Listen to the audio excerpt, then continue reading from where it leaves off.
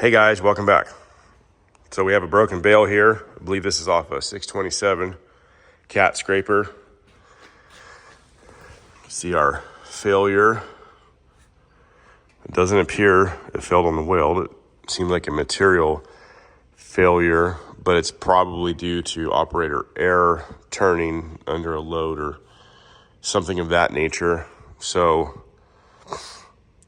basically, we're just gonna cut this, clean that up, cut this tube out here, and then replace it with a new tube.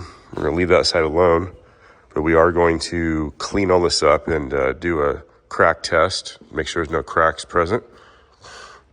So pretty straightforward.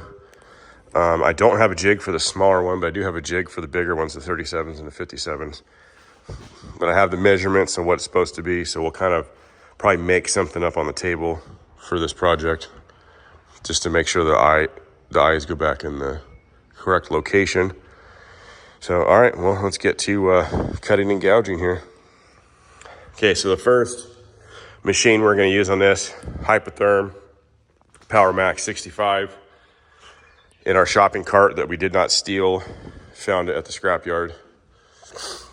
So we are basically just going to cut away at this until we get really close to the weld, and then we will switch over to gouging and then gouge the rest of that back. Basically, there should be right in the center of that weld, there should be like a little shoulder kind of thing that the tube will like slide over.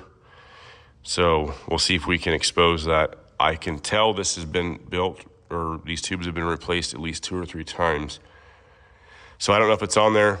Some guys just take a saw and just cut it right down the center of the weld and just butt weld it. I suppose that would work as well. But we're gonna cut that out, kind of gouge it, look at it, and then just get it cleaned up. And yeah, pretty straightforward job here.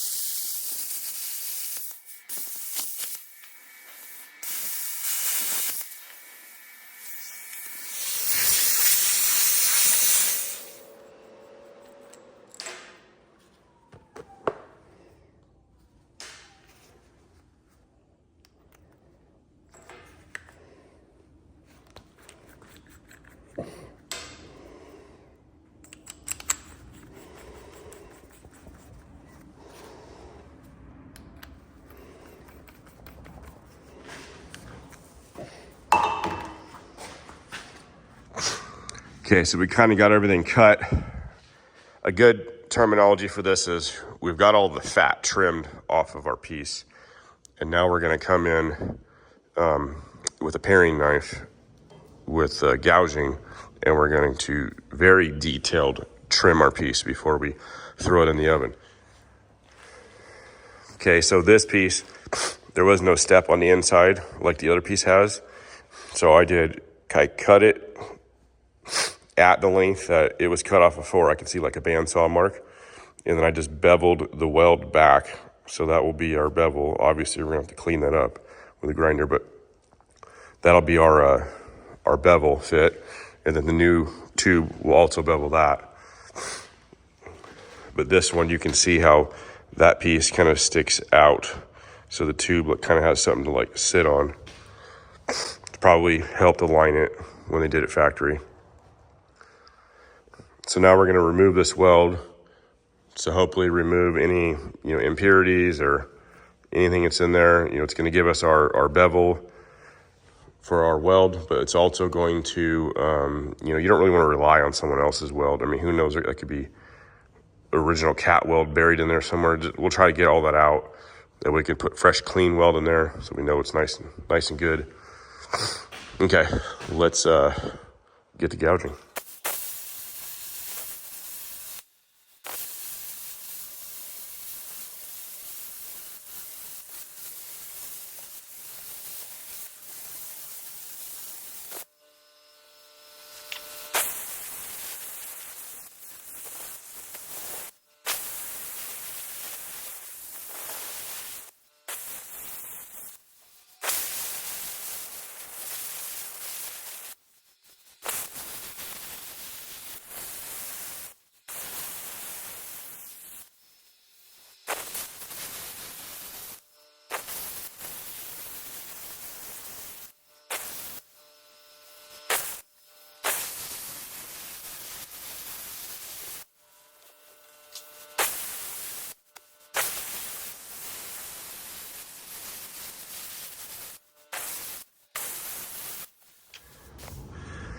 Okay, we got her all gouged back. You can see that lip I was talking about there.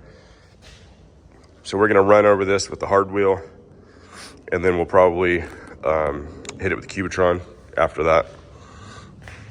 I'm gonna use the hard wheel first to hopefully break off some of this, like this mill scale type stuff, like the slag, because that's a little bit hard on the Cubitrons, and they're fairly expensive, and the hard wheel actually cuts through that a little bit better, being inconsistent. So we're gonna hard wheel, Cubitron, get our measurement, start doing the piece. You could probably hear it in my voice.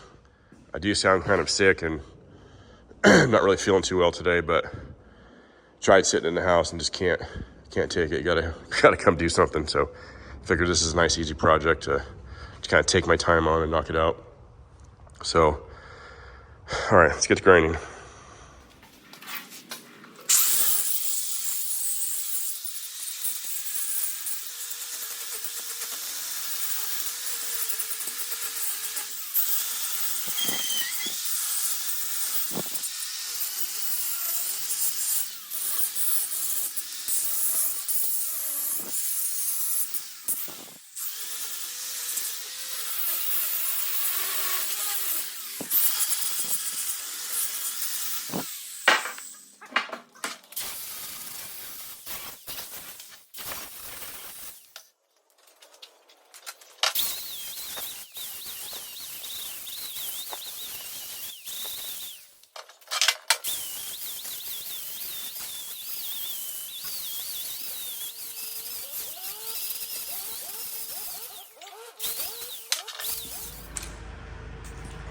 Okay, see that piece? Nice and clean. That's perfect. So now we're gonna clean up that side, same process, hard wheel, then Cubitron. Cubitrons are amazing. Sanding wheels, grinding wheels, everything 3M Cubitron is just amazing. So a lot of this is available in my Amazon store if you can't find it. The Mercer backing pad. You will not regret buying it. So, all right, let's get that one cleaned up. Okay, so we got this side all cleaned up. Probably hit the inside there with the die grinder.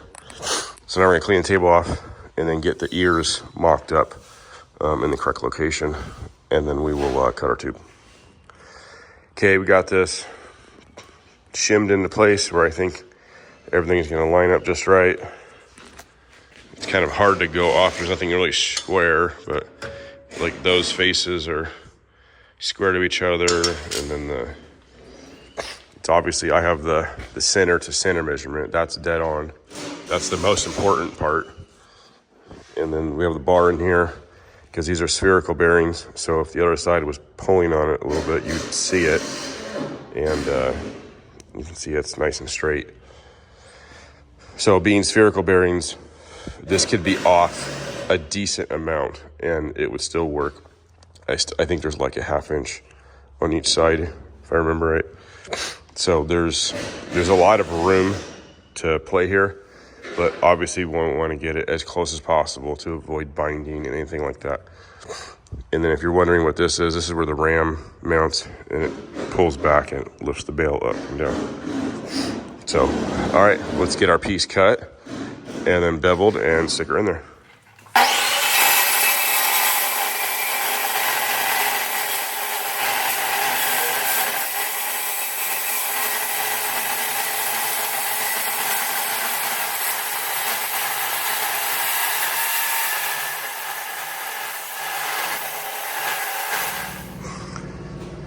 Okay, so we got our tube cut and prepped a little bit. So this side, we're gonna do a bevel on this side. This side, we're not gonna really do a bevel because it doesn't need it. You'll understand here in a second. Yeah, we got the mill scale ground off. We got a nice little bevel. Just use a Cubitron, hit that, just took a couple minutes. So, all right, let's get this in there. And then we got 3/8 worth of shims that I think needs to sit right there. So it should be just right.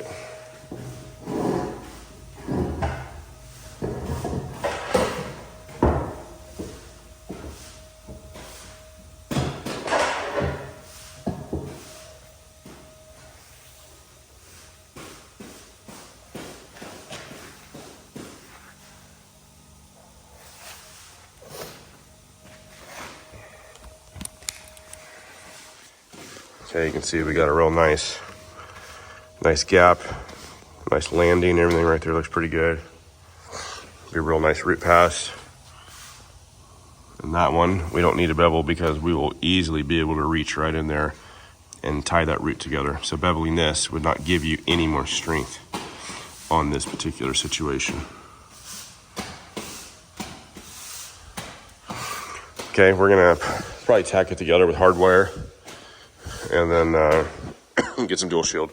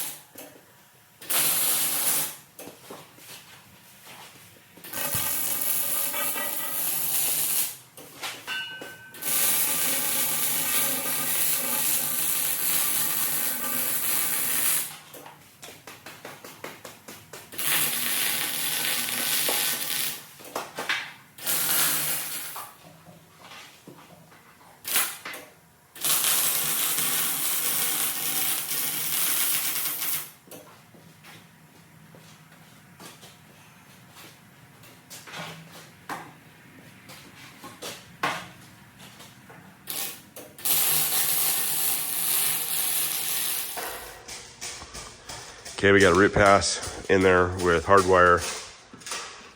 Makes a really nice root pass. And now we're gonna weld it up with dual shield.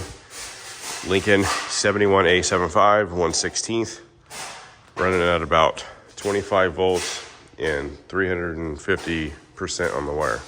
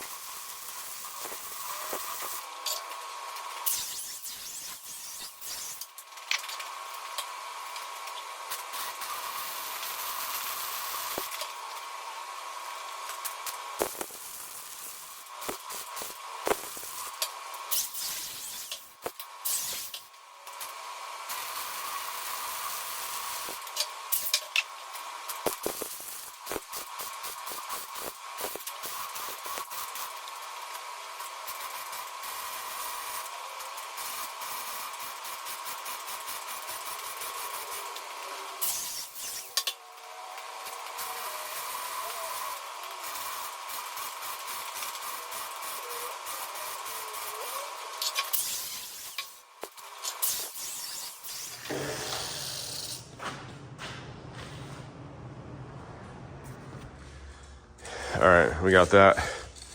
Basically this side welded and a couple of the high spots. Got those sanded down. It'll look good. Okay, now we basically just have to flip it over and just weld that little bit on the top there and clean her up, check the side for cracks and paint it.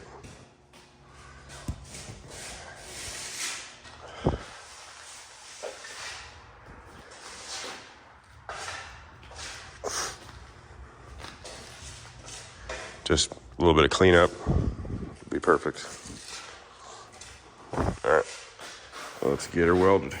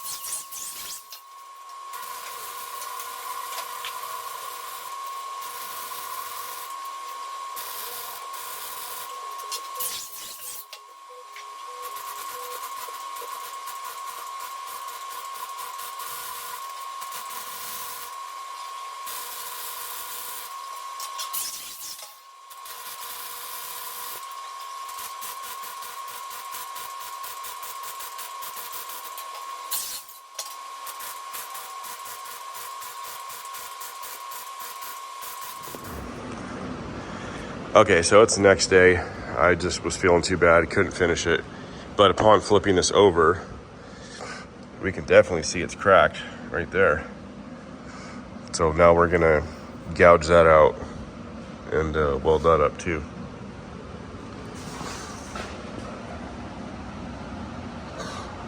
Welds aren't perfect, but not too bad. Okay. So we're gouge that, and then we're still going to clean all this off, and we'll use our dye penetrant to check just to kind of confirm there's nothing else going on there. And then we're going to clean it all up and paint it.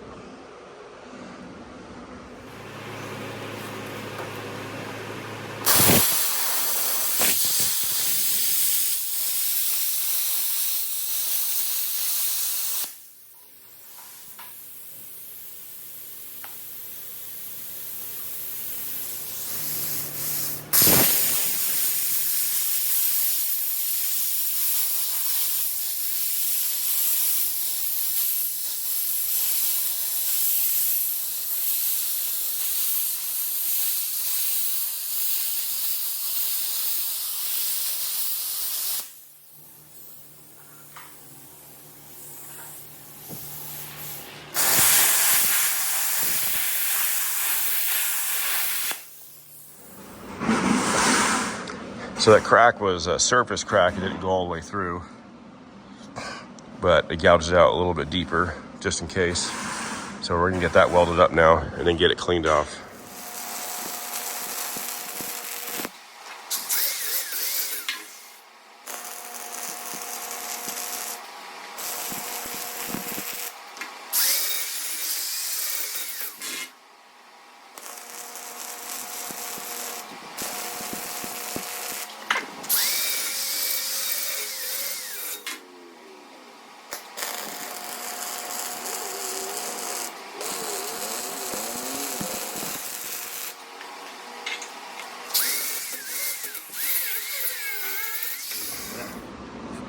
Okay, we're gonna use our dye penetrant to check to see if there's any cracks that we could not see. So you start with a cleaner, you spray on the dye, wipe it off, and then you spray on the developer. So we're gonna start with the cleaner.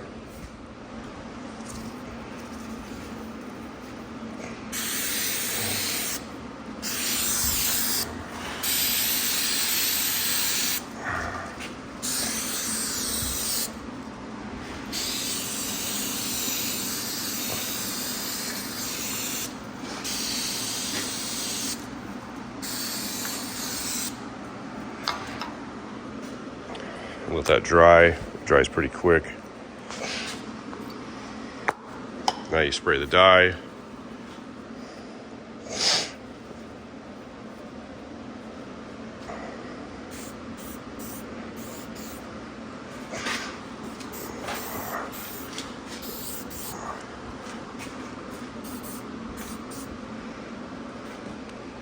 It's kind of like a candy apple paint.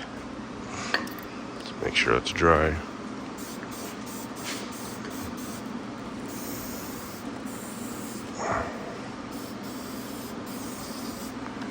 Okay, now we'll let that sit for about at least 5 minutes.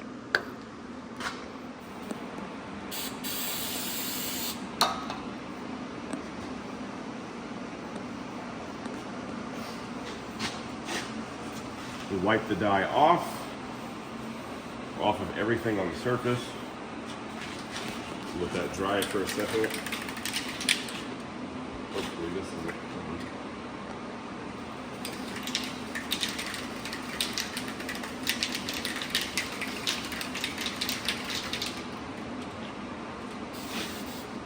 Then you spray the developer and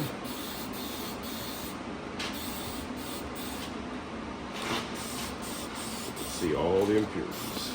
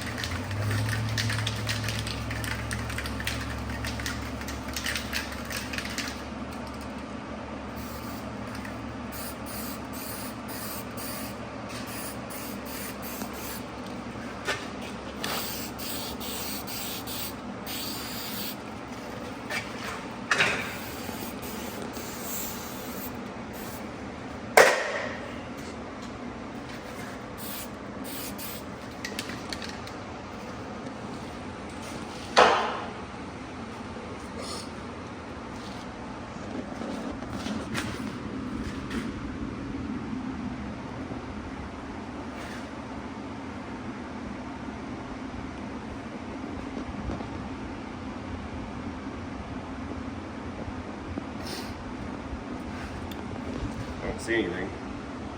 You can see like the red comes through, but it's not a crack, it's more of like a cold lap on the weld.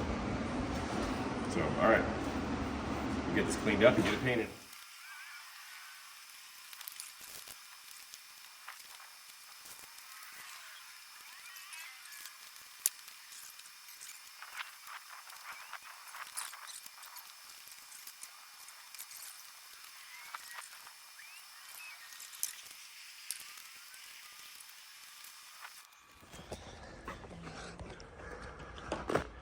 Well, there you go.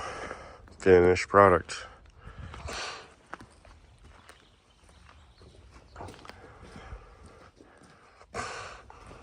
Now I can put it on the machine. It'll look nice and clean for first day or so. Right up until they lather in grease. Yeah, this will all get covered in grease and dirt in 1 or 2 days. All right, we're gonna let it dry like that for a little while. Then we'll throw it on the pallet and then the customer can come get it. Well, that's it for this video. Thank you for watching. Stay tuned for the next one.